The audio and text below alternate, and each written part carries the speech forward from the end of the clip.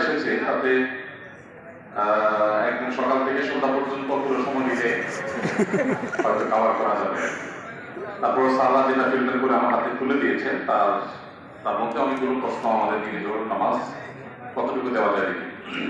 বিসমিল্লাহ। প্রথম প্রশ্ন, আমি দিনের দাওয়াত দিতে চাই। আমি একজন ছাত্রী, জেনারেল পড়াশোনা করছি। এক্ষেত্রে আমার কোন কোন বইগুলো পড়া উচিত? কেউ যদি জেনারেল ব্যাকগ্রাউন্ডের হন এবং তিনি দিনের শিক্ষায় শিক্ষিত না হন, অর্থাৎ ইসলামিক শিক্ষার ব্যাকগ্রাউন্ড না হয়, তাহলে সেক্ষেত্রে তিনি দিনের দাওয়াত দেওয়ার জন্য তার প্রথম কাজ হবে আল্লাহ কালামটা অর্থাৎ কোরআনে কারীমটাকে সহি শুদ্ধভাবে তেলাওয়াত করতে শেখা। এটা তার প্রথম প্রায়োরিটি হবে। এরপর তার দ্বিতীয় প্রায়োরিটি হবে কোরআনের অর্থ সহকারে, তাফসীর সহকারে বুঝে পড়ার চেষ্টা করা। তিনি যতটুকু জানবেন বুঝবেন ততটুকু মানুষকে দাওয়াত দেওয়ার দায়িত্ব আছে, বিশেষ করে যখন শরিয়া সেটা মাসআলা মাসাইল বা এই জাতীয় কোনো বিষয় না হবে যেখানে আসলে এক্সপার্ট লোক দরকার। সাধারণ দাওয়াতি কাজ, উৎসাহমূলক কাজ, সেগুলো করার জন্য নবী করিম সাল্লাল্লাহু আলাইহি ওয়াসাল্লামের হাদিস আমাদের সামনে রয়েছে, বাল্লিগু আন্নী ওয়ালাউ আয়া, তোমরা আমার কাছ থেকে একটি আয়াত হলে ওনার কাছে পৌঁছে দাও। অতএব জেনারেল ব্যাকগ্রাউন্ডের পুরুষ হোক আর নারী হোক, সবাইকে শুরু করতে হবে কোরআনে কারীম দিয়ে এবং কোরআনে কারীমের বিশুদ্ধ তেলাওয়াতের মধ্য দিয়ে শুরু করতে হবে। এরপরে সেটিকে অর্থ সহকারে বুঝে মানুষকে দাওয়াত দিতে হবে। পাশাপাশি নবী করিম সাল্লাল্লাহু আলাইহি ওয়াসাল্লামের হাদিসের আলো দ্বারা নিজেকে আলোকিত করতে হবে। যতটুকু জানবো শুধু ততটুকু দাওয়াত দেব। আমরা অনেকেই ইসলাম প্রচারের নামে ব্যক্তি প্রচার করি, নিজস্ব চিন্তা ধারণা প্রচার করি। সেটা না করে আমাদেরকে দাওয়াত দিতে হবে কোরআন এবং সুন্নাহ। আল্লাহ তাআলা বলেছেন, ইয়া আইয়ুহার রাসূলু বাল্লিগ মা উনজিলা ইলাইকা, হে রাসূল আপনার প্রতি যা নাযিল হয়েছে আপনি সেগুলোর তাবলীগ করুন, সেগুলোর প্রচার করুন। মন গড়া কোনো কিছুর প্রচার চলবে না। এজন্য জানতে হবে কোরআন এবং হাদিস। মৌলিকভাবে ডক্টর আব্দুল্লাহ জাহাঙ্গীর রহমাতুল্লাহ রাহের বেলায়েত বইটি ইসলাম সম্পর্কে প্রাথমিকভাবে একজন মুসলমানকে পরিপূর্ণ ধারণা দিতে বেশ সাহায্য করে। এই বইটি আপনার জন্য সহায়ক হতে পারে। এরপর ধাপে ধাপে আপনাকে আরো বই প্রস্তুত করতে হবে ওলামায়ে কেরামের তত্ত্বাবধানে থেকে ইনশাআল্লাহ। মেয়েরা দেশের বাইরে পড়তে যাওয়া কতটুকু যুক্তিযুক্ত? কোন নারী যদি দেশের বাইরে পড়তে যেতে চান, মুসলিম নারী, তাহলে সেক্ষেত্রে তিনি মাহরামের সাথে অবশ্যই যে কোনো জায়গায় যেতে পারবেন। এক্ষেত্রে তার জন্য মৌলিক শর্ত থাকবে যে সফরে মাহরাম থাকা গুরুত্বপূর্ণ শরীয়তের একটি বিধান। নবী সাল্লাল্লাহু আলাইহি ওয়াসাল্লাম বলেছেন, লা তুসাফিরুল মারআতু ইল্লা মা'আ যি মাহরামিন। কোন নারী মাহরাম ছাড়া অন্য কারোর সাথে, অর্থাৎ অচেনা গায়রে মাহরাম মানুষের সাথে তিনি সফর করবেন না। যদিও এক্ষেত্রে কোন কোন ওলামায়ে কেরামের ভিন্নমত রয়েছে, যদি মহিলাদের সাথে অন্যান্য মহিলাদের দলের মধ্যে সংযুক্ত হয়ে থাকেন যে তাদের মাহরাম আছে, যে তার সেফটি, নিরাপত্তা এগুলোর কোনো সংখ্যা থাকবে না। তো কোন কোন ওলামায়ে কেরাম ক্ষেত্র বিশেষে নিরুপায় হলে তখন জায়েজ করে। বাট সাধারণ অবস্থায় মাহরাম সহই সফর করার বিষয়টি গুরুত্বপূর্ণ। মাহরাম নিয়ে আসলেন এটুকু হলেই হবে। আর যেখানে থাকবেন সেখানে ফিতনা মুক্ত, তার কোন প্রকার ঈমান, আমল, চরিত্র এগুলো সংকটে পড়ার শঙ্কা নেই বা জোরালো সম্ভাবনা নেই, এরকম হলে সেখানে তিনি অবশ্যই জ্ঞান অর্জন করতে বাইরে যেতে পারবেন। আমি জেনারেল থেকে এখানে পড়ছি, অনেকে মাদ্রাসা থেকে এসেছেন, তারা খুব কর্কশ ও রূঢ় ব্যবহার করেন। দয়া করে খারাপ ব্যবহারের ভয়াবহতা বুঝিয়ে বলবেন। খুবই দুর্ভাগ্যজনক প্রশ্ন। দেখুন, মুসলমানের সবচেয়ে বড় সম্পদের নাম হলো ঈমানের পর সবচেয়ে বড় সম্পদের নাম হলো উত্তম আখলাক বা সুন্দর আচরণ। নবী করিম সাল্লাল্লাহু আলাইহি ওয়াসাল্লাম বলেছেন, মা মিন শাইইন ইউদাউ ফিল মিজান ইয়াওমাল কিয়ামাতি আফদালু মিন হুসনিল খুলুক। কিয়ামতের দিন মিজানের পাল্লায় যত ভালো কাজ উঠানো হবে, অর্থাৎ পরিমাপ করা হবে, এর মধ্যে সবচেয়ে ওয়েটফুল ভালো কাজ হবে মানুষের উত্তম আচরণ। আমাদের এই সমাজে ইবাদত বন্দেগী করা মানুষের সংখ্যা কম বেশি থাকলেও মুসলিম হিসাবে সুন্দর আচরণকারী, উত্তম আখলাক ধারণকারী মানুষের সংখ্যা সেই তুলনায় অনেক কম। খুব দুর্ভাগ্যজনক একটা বাস্তবতা। মাদ্রাসা শিক্ষার্থী বা আলেম ওলামা যারা আছেন, হাফেজ যারা আছেন, তারা তাদের আচরণের সৌন্দর্য যদি প্রদর্শন করতে না পারেন, তাহলে তার কোনো দাওয়াত, তার কোনো আলোচনা, কোনো বক্তৃতা, তার কোনো জ্ঞান এগুলো আসলে মানুষকে আলোকিত করবে না। কারণ মানুষ আমাদের আচরণটাকে আগে পড়ে, আমাদের কথা শুনে তার পড়ে। অতএব যদি কোনো মুসলমান তার আচরণ খারাপ থাকে, তিনি অন্য সমস্ত আমলে অগ্রসর হলেও তিনি আল্লাহর কাছে অগ্রসর হতে পারবেন না। এই জন্য আমাদের আচরণ হতে হবে সবচেয়ে সুন্দর, সবচেয়ে ভালো। এবং আপনি মাদ্রাসা ব্যাকগ্রাউন্ডের, আপনি আলেম, আপনি হাফেজ, আপনি বক্তা, আপনি অনেক কিছু, কিন্তু আপনার আচরণ ভালো না, তাহলে দিন শেষে আল্লাহর কাছে আপনি ভালো মানুষ হওয়ার কোনো সুযোগ নেই। এটাকে সবচেয়ে প্রায়োরিটি দিয়ে ফরজ ইবাদতগুলোর পর সবচেয়ে প্রায়োরিটি দিতে হবে আমাদের আচরণকে, আমাদের ব্যবহারকে। নবী করিম সাল্লাল্লাহু আলাইহি ওয়াসাল্লামের পুরো জীবন যদি আপনি দেখেন, দেখবেন যে সুন্দর আচরণের বাইরে খারাপ আচরণের কোন নজির তার জীবনে যদি দূরের কথা, সাধারণ সাহাবীদের মধ্যেও সচরাচর দেখা যায় না। দু চারটা বিচ্ছিন্ন ঘটনা ঘটলেও নবী করিম সাল্লাল্লাহু আলাইহি ওয়াসাল্লাম কঠোর হাতে সেগুলোকে দমন করেছেন বা সেগুলো সংশোধনী দিয়েছেন। এই জন্য মাদ্রাসা ব্যাকগ্রাউন্ডে যারা এখানে আসেন, এই প্রশ্নটা আপনাদের জন্য অনেক বড় ইঙ্গিতপূর্ণ। আপনাদের সবার কথা না বললেও আপনাদের অনেককেই নিজেদেরকে সংশোধন করতে হবে, কারণ জেনারেল ব্যাকগ্রাউন্ডের ভাইয়েরা আমাদের আচরণটা দেখবেন, আমাদের পক্ষে থাকা জ্ঞান তারা কিন্তু দেখেন না, তারা আমাদের আচরণটা দেখেন। সো যেটা তারা দেখতে পান সেটা সৌন্দর্যই তাদেরকে ভেতরে যেতে সাহায্য করবে। আপনার আচরণ মানুষকে ইসলাম করতে আহ্বান করবে, আপনার ইসলাম থেকে দূরে সরাবে, দুইটা যে কোনো একটা অবশ্যই। মেয়েদের জীবন সঙ্গী নির্বাচনের ক্ষেত্রে কি কি বিষয় গুরুত্ব সহকারে বিবেচনা করা উচিত? ছেলে হোক আর মেয়ে হোক, জীবন সঙ্গী নিরূপণ করার ক্ষেত্রে নবী করিম সাল্লাল্লাহু আলাইহি ওয়াসাল্লামের ঐতিহাসিক বক্তব্য রয়েছে, আপনারা অনেকে জেনে থাকবেন। ফসফর বিজাতির দিন, তিনি বলেছেন বিয়ে তো করা হয় সম্পদ দেখে, রূপ লাবণ্য দেখে, বংশমর্যাদা দেখে, এক একটা জিনিস দেখে অনেকে এক একজন বিয়ে করে, কিন্তু ফসফর বিজাতির দিন তোমরা ধার্মিকতা দেখে বিবাহ করবে। এখন ধার্মিকতার ডেফিনিশন কি, এটা আরেকটা জটিল বিষয়। কারণ আমরা দেখি আজকাল অনেকেই আছেন যে দাঁড়িয়ে আছে, টুপি আছে, মাশাআল্লাহ পাঞ্জাবি আছে, আবার মাদ্রাসা ব্যাকগ্রাউন্ডে ধার্মিক মনে করে কোনো মেয়ে তার সাথে বিবাহ বন্ধনে আবদ্ধ হয়েছে, সাংসারিক জীবন দেখা গেল মাশাআল্লাহ, তিনি বিয়ে করেছেন মাশাআল্লাহ দেখে, সাংসারিক জীবনে সেদিন নাউজুবিল্লাহ পড়া। আবার এর উল্টোটাও হয়, বোরকা পরেন, হাফিজা পাওয়া মেনটেন করেন মাশাআল্লাহ, ইসলামিক ব্যাকগ্রাউন্ড সবই ঠিক আছে, কিন্তু বিয়ের পরে ওনারও টিকটকার নাউজুবিল্লাহ বা আস্তাগফিরুল্লাহ পড়া লাগছে। এর কারণ হলো ধার্মিকতা আমরা বেশিরভাগ ক্ষেত্রে পোশাকে খুঁজি। ধার্মিকতা আমরা যতটা পোশাকে খুঁজি, আসলে পোশাকে এতটা ধার্মিকতা নাই। তাহলে ধার্মিকতা কিসে? বিবাহের ক্ষেত্রে সবচেয়ে গুরুত্বপূর্ণ বিষয় হলো যে আপনি যাকে জীবন সঙ্গী বা সঙ্গিনী হিসেবে নির্বাচন করতে যাচ্ছেন, এই লোকটা আসলেই আল্লাহর কাছে নিজেকে সমর্পণ করেছেন কিনা, কোরআন এবং সুন্নাহর কাছে নিজেকে পরিপূর্ণ সমর্পণ করেছেন কিনা। যে এই জায়গায় যদি তার খুঁটিটা বাধা থাকে যে কোরআন হাদিসে কোনো কিছু আছে, তিনি সারেন্ডার করবেন, তিনি সেক্ষেত্রে কোনো কম্প্রোমাইজ করবেন না। তার যত জেদ থাকুক, যত কষ্ট থাকুক, যত কিছু থাকুক, আল্লাহ এবং তার রাসূলের নির্দেশ পাওয়ার পর তিনি মাথা নত করে ফেলেন। এই জায়গাটা যদি কারোর মধ্যে থাকে, তাহলে এই লোকটাকে আপনি দিনদার হিসাবে তার সাথে বিবাহ শাদী, ব্যবসা বাণিজ্য বা যে কোনো চুক্তি বা যে কোনো বিষয় আপনি অগ্রসর হতে পারেন। কারণ আসল দিনদারিতা হলো ভেতরের আনুগত্যের মানসিকতা। আল্লাহ তাআলার আনুগত্য যদি করবার জন্য মানসিকভাবে কেউ প্রস্তুত থাকে, এই লোকটা হলো আল্লাহ সুবহানাহু ওয়া তাআলার কাছে সিরিয়াস দিনদার। এই লোকটা হলো আসল ধার্মিক। লেবাস এবং পোশাক দিয়ে সবসময় ধার্মিকতা নিরূপণ করা বা ধার্মিকতা নির্ণয় করা, এটা সঠিক নয়। এখন প্রশ্ন হলো যে এই আল্লাহর প্রতি আনুগত্য আছে কিনা কিভাবে বুঝবো? এটার জন্য প্রথমত দীর্ঘদিন পর্যন্ত তাকে ফলো আপ করতে হয়, তার আচার আচরণ, কাজকর্ম এগুলো দেখতে হয়, অথবা যারা তাকে পার্সোনালি চিনে এরকম মানুষগুলোর মধ্যে যারা আস্থা রাখার মতো, তাদের রেকমেন্ডেশনকে আমল নিতে হয়। আর সবচেয়ে বড় কথা হলো যে জীবন সঙ্গী নির্বাচনের ক্ষেত্রে আসলে নিজেদের বুদ্ধি দিয়ে, বিবেক দিয়ে সবসময় উপযুক্ত মানুষ খুঁজে পাওয়া সম্ভবপর হয় না। এই জন্যই সূরা ফুরকান আয়াত নম্বর 74, রব্বানা হাব লানা মিন আজওয়াজিনা ওয়া যুররিয়াতিনা কুররাতা আয়ুন ওয়াজআলনা লিল মুত্তাকিনা ইমামা। অবিবাহিতরা এই আয়াত, এই দোয়া ছোটস্থ করে ফেলবেন, সকাল বিকাল নিয়মিত প্রত্যেক নামাজের পরে বিভিন্ন সময় পড়তে থাকবেন। আমার রোজগার হয়েছে থেকে আলহামদুলিল্লাহ, এ দোয়া আমি কখনো ছাড়ি নাই, আল্লাহর ফজল আমি ঠকিও নাই। বিয়ে হওয়া সত্ত্বেও পড়াশোনার জন্য স্বামীর থেকে দূরে থাকতে হচ্ছে, এদিকে টিচাররা অ্যাটেন্ডেন্সের মার্ক দিতে দেন না, এটা কি গুনাহ হচ্ছে? আমার জন্য কোনটা বেশি জরুরি, পড়াশোনা কি সমস্যা? আমাদের বোন উভয় সমস্যায় পড়েছে, তার সমস্যা থেকে উত্তরণের পথ দেখিয়ে দিন।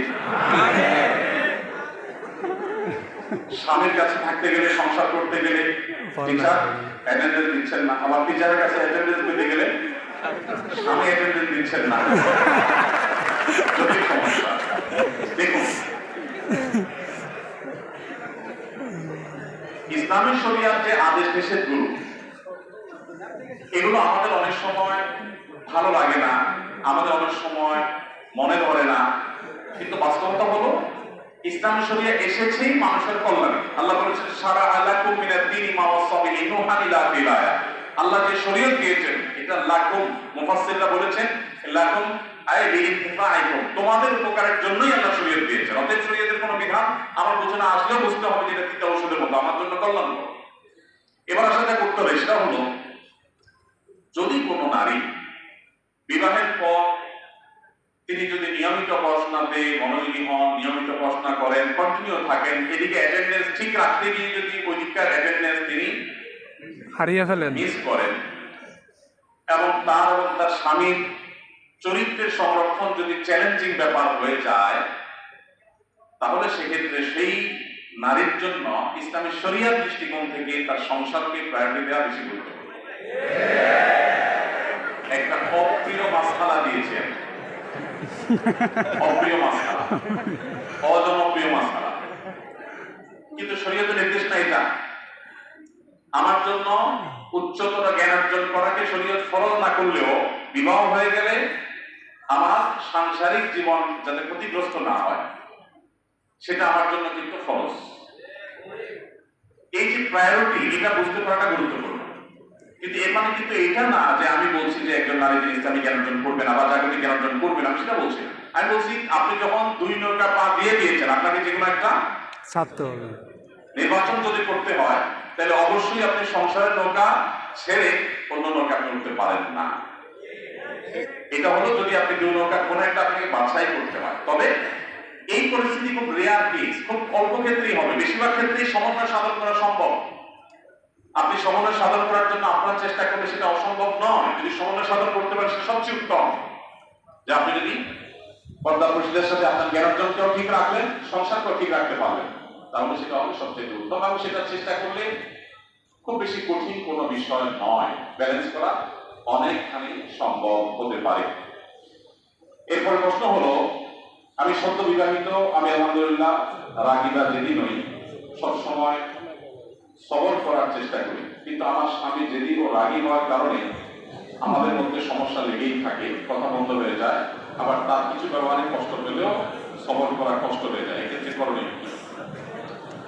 দেখুন, আমাদের দাম্পত্য জীবনে সুখের মূল চাবিকাঠি হলো সবর এবং সবর। দাম্পত্য জীবনের সুখের মূল চাবিকাঠি কি? ধৈর্য এবং কৃতজ্ঞতা। এই দুটি গুণ যদি না থাকে দুজনের কোনো একজনের মধ্যে, তাহলে দাম্পত্য জীবনের সুখ শান্তি পাওয়া অলমোস্ট অসম্ভব, কঠিন একটি বিষয়।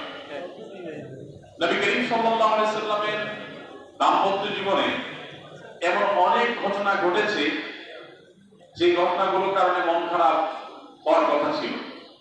মন খারাপ হয়তো হয়েছেও কোনো কোনো ক্ষেত্রে, কিন্তু সেটা খুবই সাময়িক ছিল। দাম্পত্য জীবনে স্বামী স্ত্রী একসাথে চলতে গেলে নিজেদের মধ্যে বোঝাপড়া গড়বড় হওয়া, একটু মন খারাপ হওয়া, এগুলো খুবই স্বাভাবিক একটি বিষয়। দুজন মানুষ বিভিন্ন বিষয়ে ভিন্ন মত তৈরি হবে, ভিন্ন দৃষ্টিকোণ থাকবে। এই বিষয়গুলোতে ধৈর্যের কোনো বিকল্প নেই। বিশেষ করে মেয়েদেরকে আমরা বলতে চাই, মেয়েরা তাদের সাংসারিক জীবনের শুরুতে তাদেরকে বেশি একটু স্ট্রাগল করতে হয়। আমাদের সামাজিক প্রেক্ষাপটে নারীদের প্রতি নানা বৈষম্য, তাদেরকে কোণঠাসা করে রাখার চেষ্টা, নানা কুসংস্কার, এগুলোর কারণে মেয়েদের উপরে অনেক বেশি কষ্টকর হয় তাদের সাংসারিক জীবনের শুরুর সময়টা পার করা। কিন্তু আমি বলি সবসময়, সাংসারিক জীবনের শুরুতে আমাদের সামাজিক বাস্তবতায় পুরুষ শুরুতে একটু বেটাগিরি দেখাইলেও সাংসারিক জীবনের শেষে এসে কিন্তু পুরুষ পুরাটাই বিড়ালের মতো থাকে। কিভাবে? প্রথম বিয়ের পর যেহেতু একজন নারী, তিনি বাবা বাড়ি ছেড়ে স্বামীর সংসারে আছেন, সেখানে স্বামীর বাবা, স্বামীর ভাই, স্বামীর বোন, স্বামী সব তার, আর উনি একা আরেকটা ফ্যামিলি। খুব স্বাভাবিকভাবে এতগুলো পরকে আপন করা চ্যালেঞ্জিং একটা কাজ হয়, খুব কষ্টকর হয়। অনেক মেয়েরা এটা ধৈর্য দান করতে পারেন না। আর ওই যে এক শ্রেণীর মানুষ আছে যারা আমাদের ধার্মিকদেরকে, আমাদের মুসলিম বোনদেরকে খোঁচাখুচি করে বলে, আরে কি জন্য সমস্ত স্ট্রাগল করবা, বেরোয় আসো, দেখো জগৎ করে কত সুন্দর। এরা মুসকে দেওয়ার পরে ইতিহাসটা জানার চেষ্টা করে না। এই ভদ্র মহিলা তার কথা শুনে যারা বেরিয়ে আসে, তাদের পরবর্তী তারা জানেও না, জানার চেষ্টা করে না।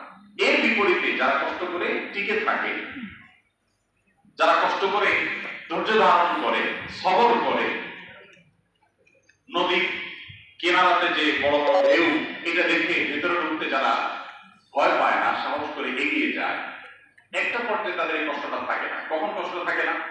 একজন মেয়ে যখন স্বামীর সংসারে যাওয়ার পর প্রথম প্রথম কষ্ট হয়, একটা বাচ্চা হয়, আল্লাহ দেয়, দুইটা বাচ্চা হয়, সংসার আস্তে আস্তে বাচ্চারা বড় হতে থাকে। এক একটা বাচ্চা বড় হওয়া মানে তার এক একটা বাহিনী দাঁড়ায় যাওয়া। বাহিনী এই ছেলে মেয়েগুলো যখন বড় হয়ে যায়, ডানে দেখে ছেলে দাঁড়ায় আছে, বামে মেয়ে দাঁড়ায় আছে, কদিন পরে ছেলে ধরেন ছেলে, এরপরে মেয়ের ঘরে মেয়ে, এগুলো যত বাড়তে থাকে সবগুলোকে দিন শেষে মায়ের বাহিনী হিসাবে কাজ করে। বাবা বেচারা তখন সোফার এক কোনায় চুপচাপ বসে থাকে, সারা জীবন যত উসকুস করেছে সব শেষ। এখন ভদ্রলোক পৃথিবীর সবচেয়ে ভদ্র মানুষ হিসেবে সোফার এক কোনায় বসে থেকে বিনম্র আচরণ করে তিনি নিজেকে উপস্থাপন করেন। আর ভদ্র মহিলা যত বৃদ্ধ হতে থাকে, যত বয়স বাড়তে থাকে, তার সৈন্য সামন্ত লোকবল, তার বাহিনী ডানে বামে এমন ভাবে তার বাড়তে থাকে। এরপরে পুরুষ এক কথা বেশি দুই কথা বললে বলে, তুমি মসজিদ থেকে আজকে এত তাড়াতাড়ি কেন আসছো? মাদ্রাসা বের করে দিছে, বেশি কথা চলে না, এটা কিন্তু বাস্তবতা। এই জন্য বন্ধুদেরকে বলতে চাই, সাংসারিক জীবনে শুরুতে শুধু বন্ধুদের কেন, ভাইদের জন্য একই কথা বলতে, সাংসারিক জীবনে দুজন দুজনের সাথে প্রথমে অনেক ঝামেলা তৈরি হয়, সবর করে টিকতে হয়, একটা সময় আল্লাহ তাআলা সুদিন দেন। আর যারা অধৈর্য হয়ে যান তাদের সেই সৌভাগ্যটা হয় না। ইসলামী দৃষ্টিতে একজন মুসলিম নারীর ক্যারিয়ার কি হতে পারে? একজন মুসলিম নারী কোরআনের নির্দেশনা আলোকে মূলত তিনি মুসলিম সমাজের পুরো ভেতরের সাইডটা দেখাশোনা করবেন, অর্থাৎ স্বরাষ্ট্র ডিপার্টমেন্টটা পরিপূর্ণভাবে টেকেন দিবেন একজন নারী। একটা রাষ্ট্রের সবচেয়ে গুরুত্বপূর্ণ ডিপার্টমেন্টের নাম কি? পরিবার। স্বরাষ্ট্র ডিপার্টমেন্ট, স্বরাষ্ট্র বিভাগের চেয়ে গুরুত্বপূর্ণ কোন বিভাগ থাকে দেশে? সাধারণত দেশের সবচেয়ে গুরুত্বপূর্ণ বিভাগগুলোর মধ্যে একবারে শীর্ষে থাকে কোনটা? আল্লাহ সুবহানাহু ওয়া তাআলা বলেছেন ওয়াকারনা ফি বুয়ুতিকুন্না, নারীরা স্বরাষ্ট্র ডিপার্টমেন্টটা দেখবেন, দেখভাল করবেন। এবং তারা মূলত ডাক্তার, ইঞ্জিনিয়ার, গবেষক, আলেম, দায়ী, শাসক, রাজনীতিকে জন্ম দিবেন এবং তাদেরকে গড়ে তুলবেন। এর পাশাপাশি একজন নারী হিসাবে শরিয়ার যে বিধিবিধানগুলো তার জন্য প্রযোজ্য সেগুলো মেনে তিনি নিজেও এই সমস্ত সেক্টরগুলোতে তার মতো করে অবদান রাখার সুযোগ আছে। কিন্তু মনে রাখবেন, ইসলামে নারীর যে নারী সুলভ বৈশিষ্ট্য আছে সেগুলো যদি আপনি বিকিয়ে দিয়ে কিছু করতে চান, ইসলাম সেটাকে অ্যালাউ করে না। পৃথিবীর অনেক দেশে সেটাকে মানুষ ট্রাই করেছে, এক্সপেরিমেন্ট চালিয়েছে। আমরা তাদেরকে দেখি যে তাদের দুই কুলি হারিয়েছে, তাদের ঘরের ভেতরের যে সুখ সেটা শেষ হয়ে গেছে, আর বাহিরেও যে নারী খুব বেশি সেফ বা নিরাপদে আছে তা কিন্তু নয়। পত্রিকা রিপোর্টগুলো থাকলে আমরা দেখতে পাবো। এই জন্য একজন নারী তিনি তার ক্যারিয়ারকে অবশ্যই জাগতিক সব বিষয়ের সাথে সংশ্লিষ্ট করে তিনি অগ্রসর হতে পারেন, কিন্তু তার যে নারী সুলভ শরিয়ার নির্দেশনাগুলো আছে সেগুলোকে পরিপূর্ণভাবে মেনে তারপর যদি সম্ভব হয় করবেন, আর না হলে তিনি ভেতরটাকে সামাল দিবেন। দেখুন, অনেক আগে দৈনিক নয়াদিগন্তে সম্ভবত নিয়মিত বারাক ওবামা, সম্ভবত প্রেসিডেন্ট বারাক ওবামা একটা আত্মজীবনী প্রকাশ হয়েছে, অনেক আগের কথা, আমার যদি ভুল না হয় নয়াদিগন্তের শুরুর দিকটার কথা। তো প্রতিদিন তারা আত্মজীবনী প্রকাশ পেত একটা একটা করে কিস্তি করে। তো ওইটা আমি পড়েছিলাম। একটা জায়গায় তিনি লিখেছেন, অনেকগুলো কিস্তি আমি পড়েছিলাম, একটা জায়গায় তিনি লিখেছেন যে আমাদের মা চাচিরা তারা যখন ঘরে ছিলেন এবং আমাদের বাপ চাচারা বা দাদি নানিদের জন্য দাদা নানারা বাহির থেকে যখন শপিং করে নিয়ে আসতেন, তাদের পছন্দ অনুযায়ী তারা অনেক কিছু হয়তো কিনতে পারতেন না, কিন্তু তাদের সাংসারিক জীবন অনেক সুখী ছিল। এখন আমাদের স্ত্রী, আমাদের সময়ের যারা, তারা মার্কেটে যে মন মতো শপিং মল ঘুরে নিয়ে আসে, আমরা শুধু কার্ডটা পাঞ্চ করে বের হয়ে চলে আসি।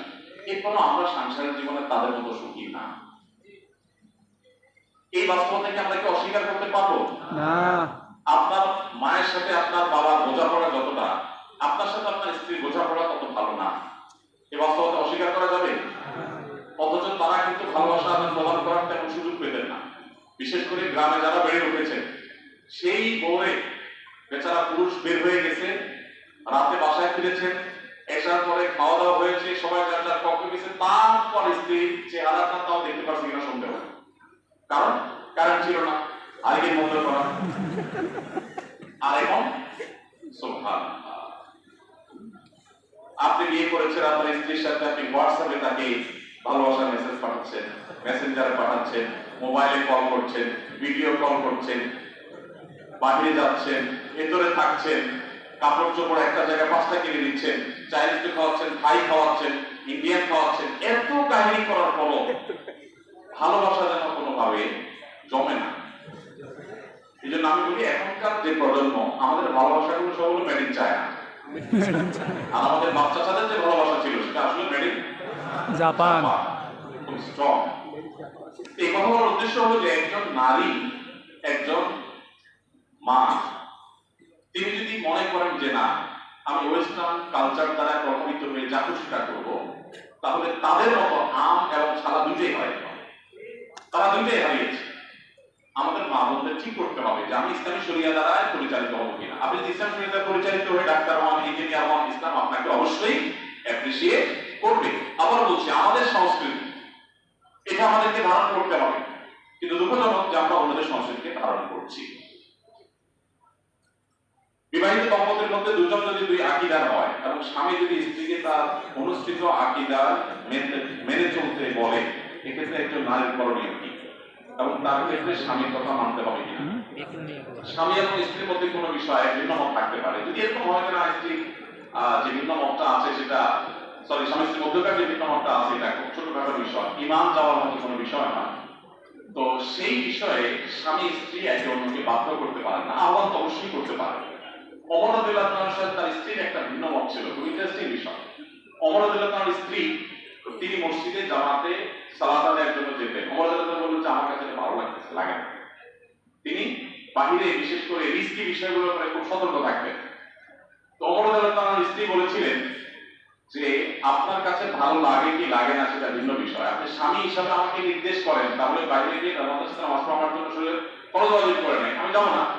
ওমর রাদিয়াল্লাহু বলছেন না, এটা তো মানা তো আমি করতে পারি না, কারণ নবীজি বলেছেন লা তামনাউ মা আল্লাহি মাসাজিদ আল্লাহ, আল্লাহর বান্দাদেরকে মসজিদে যেতে বাধা দিও না। আল্লাহ নবী এখানে বাধা দিতে নিষেধ করেছেন, আমি কিভাবে বাধা দিব? তো তিনি বলেছেন আপনি বাধা না দিলে আমি যাবো। কি সুন্দর ইসলামে দেখেন, খলিফাতুল মুসলিমিন। তো স্বামী স্ত্রী একে অন্যকে ছোটখাটো দ্বীনি বিষয় যদি মত পার্থক্য থাকে সেগুলো একে অন্যকে মানতে বাধ্য করতে পারে না, শরীয়ত সেই নির্দেশ দেয় না বা সেই অধিকার দেয় না। তবে এক্ষেত্রে নিজের মধ্যে মিউচুয়াল আন্ডারস্ট্যান্ডিং থাকা উচিত। ছোটখাটো মত পার্থক্য আকিদার মধ্যেও ছোটখাটো বিষয় হতে পারে, আকিদা একবারে মৌলিক বিষয় যদি হয়, ইমান যাওয়ার মতো বিষয়, তাহলে তো কম্প্রোমাইজ কোনো সুযোগ নেই, যেটা সত্য সেটা আমাদেরকে গ্রহণ করতেই হবে। আমরা আমাদের সময় তো মনে হয়ে গেছে, আমরা শেষ করি না, কয়েকটা প্রশ্নই দেওয়া হলো। আমি জানতাম যে প্রশ্ন উত্তর আসলে অনেক লম্বা সময় লাগে, একটা প্রশ্ন লম্বা সময় দিতে পারে, তো প্রশ্নগুলো আমাদের কাছে থাকলো ইনশাআল্লাহ, বাকিগুলো আমি নিয়ে যাবো বলা যায় তো, যেহেতু আমাদেরকে সময় আর অনুমোদন দিচ্ছে না, আমাদের সময় হয়ে গেছে, সেজন্য এখানে মনে হয় শেষ করলে ভালো হয়। সময় থাকলে আমার অসুবিধা ছিল না, আমি আলহামদুলিল্লাহ 2-4-5 ঘন্টা টানতে সমস্যা নাই, যেহেতু মাহফিলের বক্তা মেজো হুজুর আমি, অতএব সমস্যা ছিল না। কিন্তু যেহেতু আমাদের সামনে ছোট বক্তা আছে, আমি এখানে শেষ করছি। আমরা যা শুনলাম বুঝলাম, আল্লাহ আমাদেরকে আমাদের টপিক দান করুন। আমিন।